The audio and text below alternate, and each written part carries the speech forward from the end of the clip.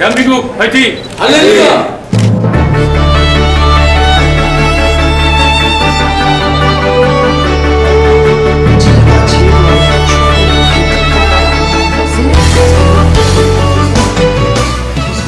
공정의 역사를 바로 세우는 역사 바로 세우기의 일환이다 라는 생각을 가지고 있습니다. 교실 밖을 벗어나면 서점가에 한번 베스트셀러 서가를 한번 가보십시오. 대한민국을 폄훼하고 그리고 대한민국의 정상적인 발전에 대해서 정말 음해하는 내용의 서적들이 전부 베스트셀러라는 이름으로 서가에 꽂혀 있습니다. 극장은 어떻습니까? 연일 대한민국의 그 역사에 대해서 왜곡된 시선으로 비틀고 그것을 왜 이런 영화가 나오는가 하면 영화 예술이라는 것의 다양성, 창작의 자유 이런 것이 있는데 이게 무슨 꼰대 같은 소리로 지적하는 것이냐 이런 식의 되받아침이 돌아옵니다. 이런 것들이 합쳐지면 학생들이 올바른 역사관을 가질 수가 없습니다. 그럼 이것이 애국 시민이 되는 데 있어서 걸림돌이기 때문에 국가가 나서야 된다?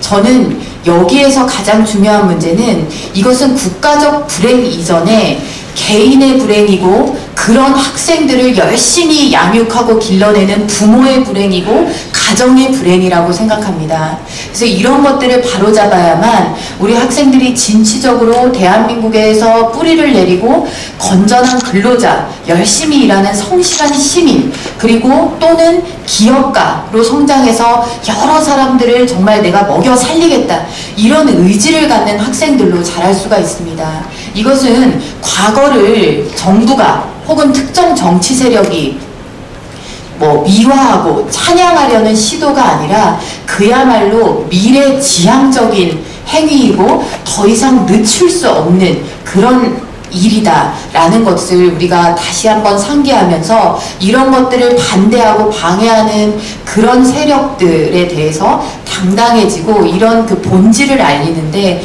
열심히 노력을 해야 되겠다 이렇게 생각을 합니다. 지금 이제 앞서서도 많은 분들이 이제 말씀을 해주셨는데 대한민국 역사교과서의 문제는 저는 크게 이제 세 가지로 보고 있습니다. 일단 대한민국의 건국을 부정합니다. 알량하게 교과서에 기술해 놓은 표현이 남한만의 단독 선거를 통해서 정부가 수립됐다라고 기술을 합니다. 대한민국이 정말 2차 세계대전 이후 독립한 그 많은 국가들 중에서 유일하게 경제적 번영, 민주화에 달성한 그런 기적적인 나라입니다. 이런 나라가 탄생한 것, 우리가 개인도 생일이라는 게 얼마나 중요합니까? 그 사람을 아끼고 좋아하는 사람들이 매년 축하해주고 기리는 것이 생일입니다. 그런데 이 대한민국에 도대체 생일을 없애고 탄생을 기억하지 못하게 한 이런 교과서로 출발한 데에서 학생들이 무엇을 배우고 어떤 자긍심을 가질 수 있겠습니까? 또 하나는 북한의 대변자를 자처하는 교과서입니다. 북한에 대해서는 조선민주주의 인민공화국 선포, 그것도 남북한 인구 비례를 통해서 선거에 의해서 탄생된 그런 공화국이다 라고 설명을 합니다. 어느 쪽이 더 위대하게 들리십니까 여러분? 이렇게 해놓고 편향이 아니다 라고 주장을 하고 주체 사상에 대해서 잘못된 것을 가르치라 라고 했더니 검정을 교묘하게 피하기 위해서 비판은 한 줄 실어놓고 북한에서 소개하고 있는 주체 사상에 대해서 인간 중심 세계관이다, 사람 중심이다, 주체다, 자율이다 이런 미화된 것을 상세하게 열거해 놓습니다. 그럼 학생들이 무엇을 기억하겠습니까? 비판 한 줄을 기억하겠습니까? 들어보니 그럼직하네 라고 주체 사상에 대해서 생각하게 했다 라고 하면 지금 이 말이 그들의 의도를 매도했다 라고 할 수 있는 것이겠습니까? 산업화와 민주화에 대한 기술에 있어서도 그렇습니다. 대한민국은 산업화를 통해서 민주화를 달성한 나라입니다. 경제적 뒷받침이 없는 민주화라는 것은 허상입니다. 그런 민주화는 지금도 세계 곳곳에서 실패하고 있습니다. 그런 산업화에 대해서는 어떻게 그렇게 암울한 면, 물론 산업화 과정에서 고통을 받는 사람들도 있고 또 산업화 과정에서 부를 이룬 사람들도 있지만 실패한 사람들도 있습니다. 그러나 그것이 산업화의 본질일 수는 없습니다.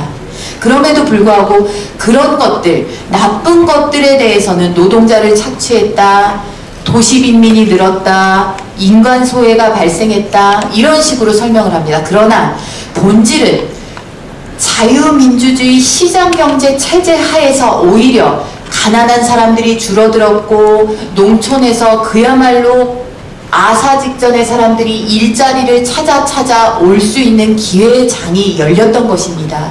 대한민국 교과서에는 경제 거인에 대한 설명은 없습니다. 대한민국 경제를 이룩한 위대한 경제인에 대한 설명은 해주지를 않습니다. 이런 교과서를 통해서 배운 학생들이 어떻게 자신도 경제 거인의 자리에 한번 올라보겠다라는 포부를 가질 수가 있겠습니까? 자, 이런 교과서가 검정을 통과하는 일들은 지금 기존 역사학계에 공고한 담합이 있었기 때문에 그렇습니다. 만드는 사람들도 그 사람이요, 교실에서 가르치는 사람들도 그 사람이요, 검정을 하는 사람들도 그 사람입니다. 자, 이제 이런 분들이 새로운 역사 교과서를 쓰겠다는 것을 학자의 이름으로, 전문가라는 이름으로 반대하고 있습니다.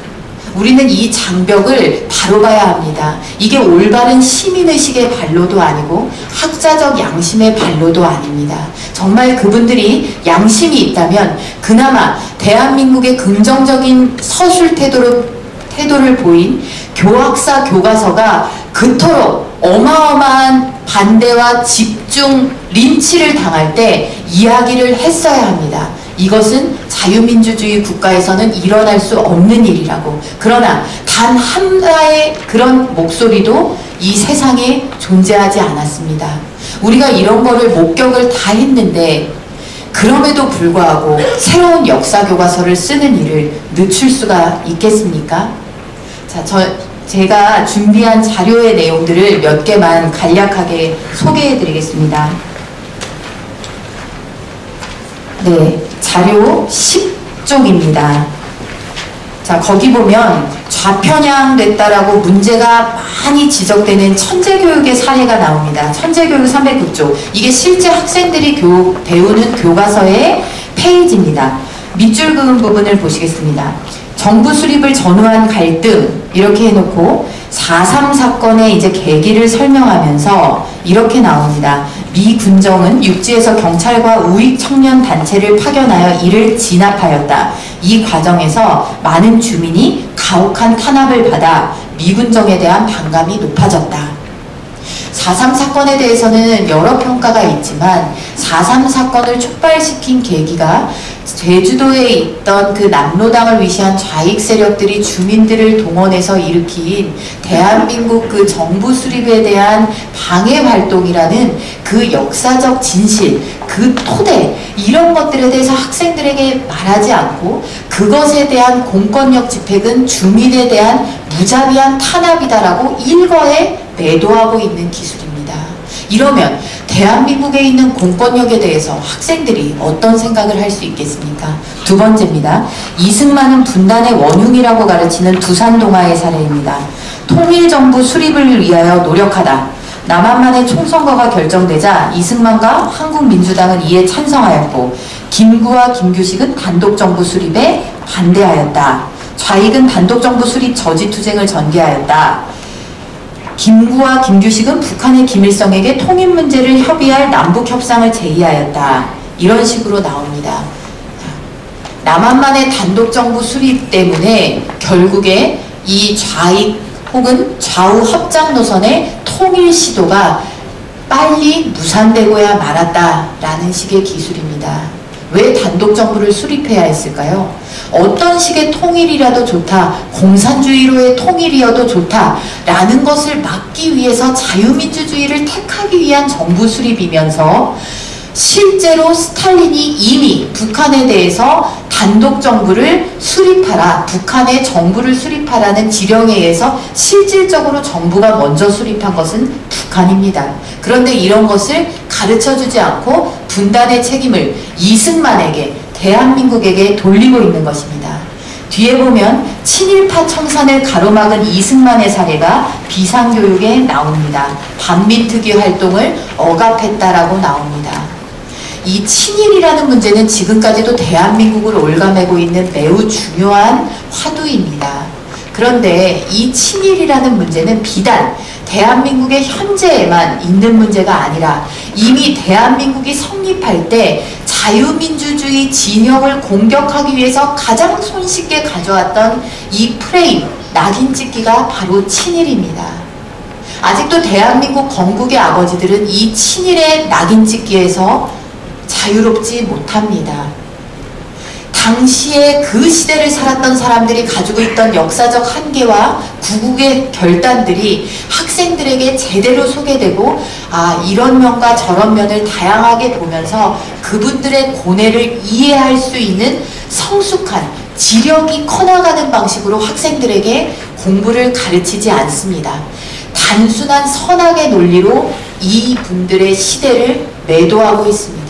이런 것이 어떻게 제대로 된 교과서입니까?